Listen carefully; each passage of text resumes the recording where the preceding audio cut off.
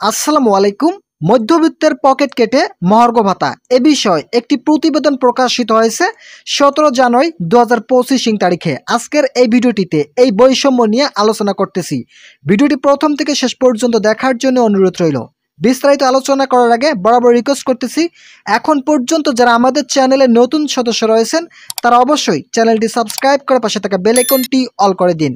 নতুন করে শুল্ক কর বৃদ্ধির নামে নিম্ন ও মধ্যবিত্তের পকেট কেটে সরকারি কর্মকর্তা কর্মচারীদের দেওয়া হচ্ছে মহার্ঘ ভাতা। এটিকে চরম বৈষম্যমূলক মনে করছেন অর্থনীতিবিদরা।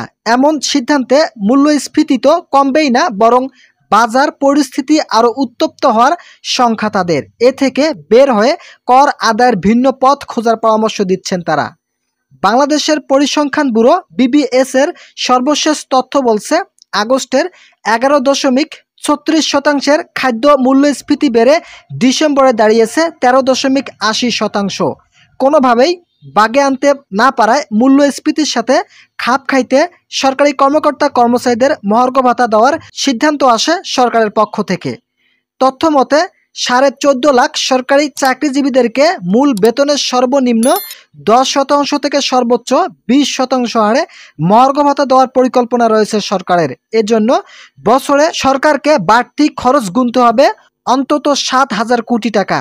বর্তমান পরিস্থিতিতে অর্থনৈতিক দৃষ্টিকোণ থেকে বাড়তি এই ব্যয়কে অযৌক্তিক মনে করছেন না অর্থনৈতিকবিদরা। তবে শুল্ক কর বাড়ানোর নামে বছরে প্রায় অতিরিক্ত 12,000 কোটি টাকা মধ্যবিত্তের পকেট থেকে নেওয়াটাকে যৌক্তিক বলতে নারাজ তারা। অর্থ বিশ্লেষক বলছেন, সরকার স্বীকার করুক বা না করুক, মূলত আইএমএফের চাপে রাজস্ব ঘাটতি পূরণে নতুন করারোপ করা হয়েছে, যাতে বাড়তি চাপে পিষ্ট হবে নিম্ন ও মধ্যবিত্তরা। কিছু পণ্যের ভ্যাট আদায় থেকে বেরিয়ে রাজস্ব ঘাটতি মেটাতে ভিন্ন পথ খোঁজার তাগিদ অর্থনীতিবিদদের। তো বন্ধুরা, এখানে বুঝতে পারতেছেন, যদি প্রতিটি সরকারি চাকরিজীবীদেরকে সর্বনিম্ন 10% থেকে সর্বোচ্চ 25% হারে মহার্ঘ ভাতা প্রদান করা হয়, তাহলে সরকারকে অন্তত প্রতি বৎসরে 7,000 কোটি টাকা বাড়তি খরচ করতে হবে।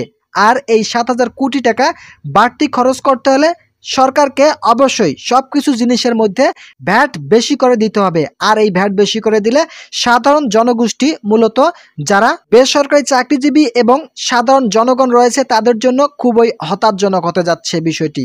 তো বন্ধুরা, আজকের এই ভিডিওটি এ পর্যন্ত। আশা করি এই ভিডিওটি থেকে অনেক উপকৃত হয়েছেন।